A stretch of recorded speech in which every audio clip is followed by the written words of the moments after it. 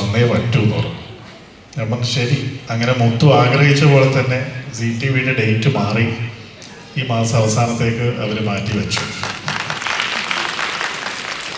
ഞാൻ വിശ്വസിക്കുന്നത് മുത്തുവിൻ്റെ ആഗ്രഹമല്ല, ഞാനിവിടെ വരണമെന്ന് ആഗ്രഹിച്ചത് സാക്ഷാൽ ശ്രീകൃഷ്ണൻ തന്നെ ആയിരിക്കാം.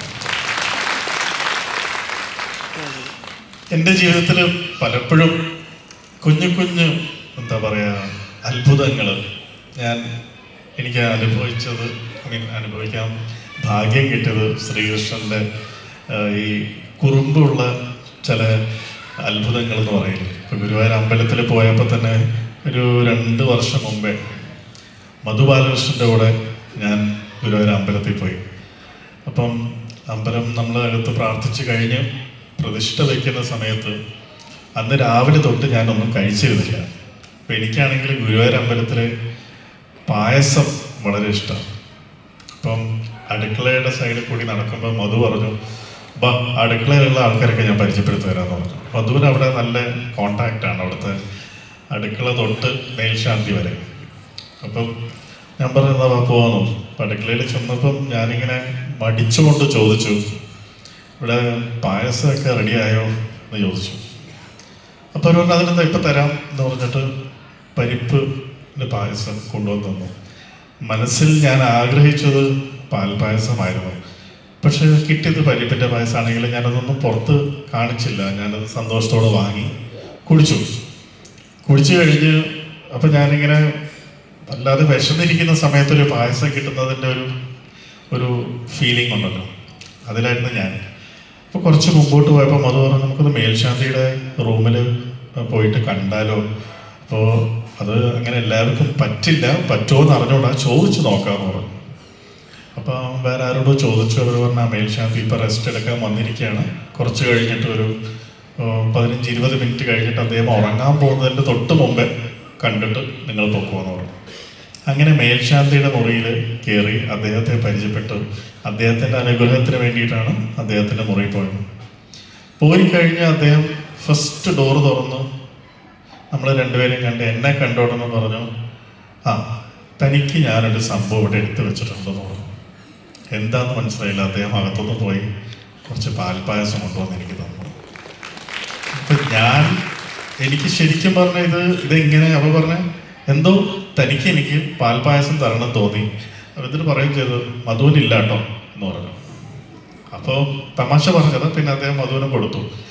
അപ്പം ഞാൻ വിശ്വസിക്കുന്നത് മനസ്സിൽ ആഗ്രഹിച്ചാലും അത് വളരെ രസകരമായി ഒരു കുറുമ്പിൻ്റെ രീതിയിൽ പലപ്പോഴും പല അത്ഭുതങ്ങൾ കണ്ടിട്ടുണ്ട്.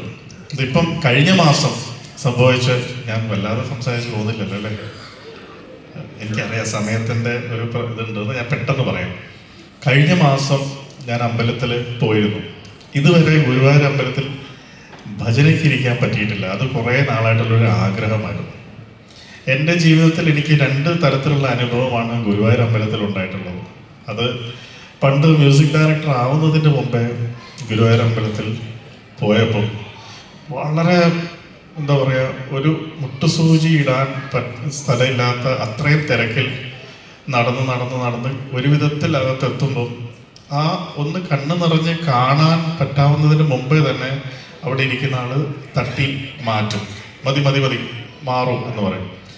അപ്പം അവിടം വരെ അത്രയും മണിക്കൂർ നിന്ന്, ഇത് മ്യൂസിക് ഡയറക്ടർ ആവുന്നതിൻ്റെ മുമ്പേ മണിക്കൂറുകൾ നിന്ന് അവിടെ എത്തിക്കഴിഞ്ഞിട്ട് ഒന്ന് കണ്ണ് തുറന്ന് കാണാൻ ഒരു 3 സെക്കൻഡ് കിട്ടുമ്പോഴേക്ക് തട്ടി മാറ്റുമ്പം എന്തൊക്കെയോ ഒന്ന് കിട്ടാത്ത പോലത്തെ ഒരു വിഷമമായിരുന്നു. അപ്പം ഞാനത് അദ്ദേഹത്തിൻ്റെ അടുത്ത് ചോദിച്ചു, പിന്നെ ഞാനെന്തിനാണ് ഇവിടം വരെ വന്നത്, നിങ്ങളിങ്ങനെ തട്ടി മാറ്റാനാണെങ്കിൽ. 1ഉം 2ഉമായി അതിൻ്റെ അകത്തൊരു തർക്കം പോലെയായി. അത് ശരിക്കും വളരെ സംഭവിക്കാൻ പറ്റാത്തൊരു കാര്യമായിരുന്നുവെന്ന് എനിക്ക് പിന്നെ തോന്നി.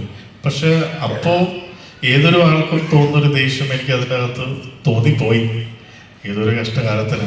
എന്നിട്ട് പിന്നെ ഞാൻ അവിടുന്ന് ഇറങ്ങി വന്നു.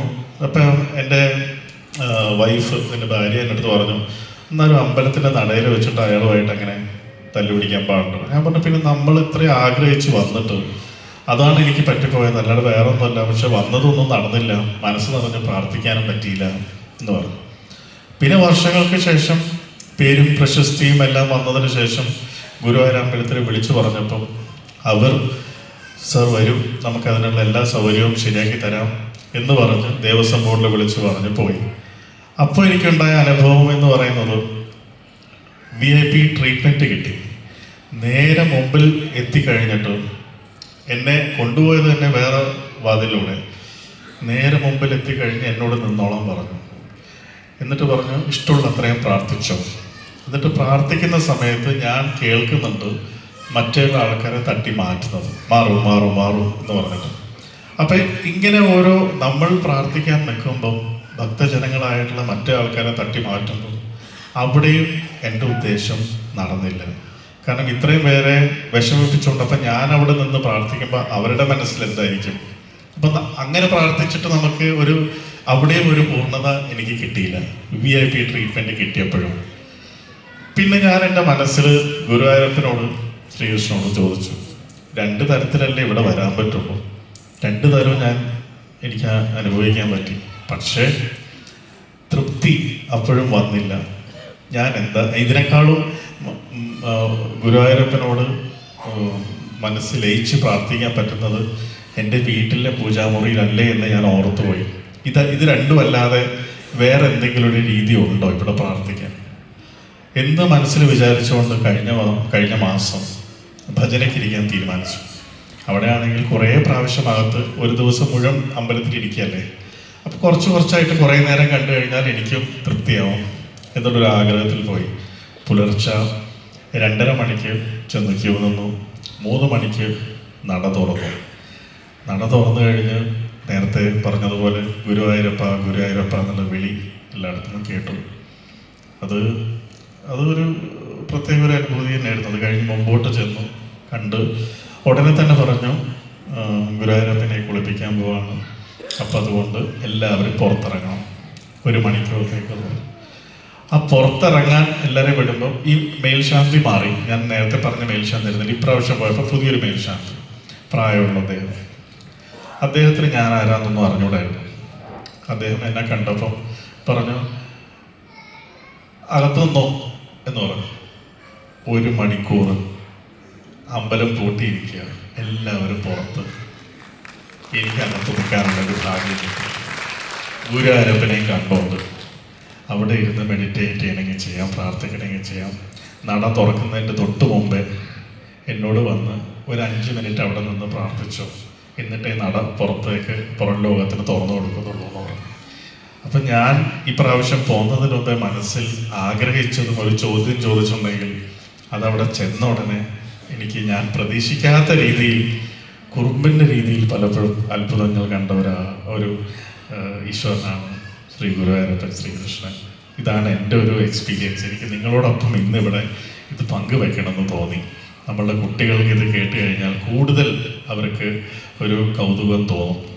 എനിവേസ്, ഞാൻ കൂടുതൽ പറഞ്ഞ സമയം മുമ്പോട്ട് കൊണ്ടുപോകുന്നില്ല. ഇന്നിവിടെ വരാൻ പറ്റിയതും എൻ്റെ ഒരു ഭാഗ്യം തന്നെയാണെന്ന് തികച്ചും ഞാൻ വിശ്വസിക്കുന്നു. ഒരിക്കൽ കൂടെ എന്നെ ഇവിടെ വിളിച്ചതിൽ നന്ദി.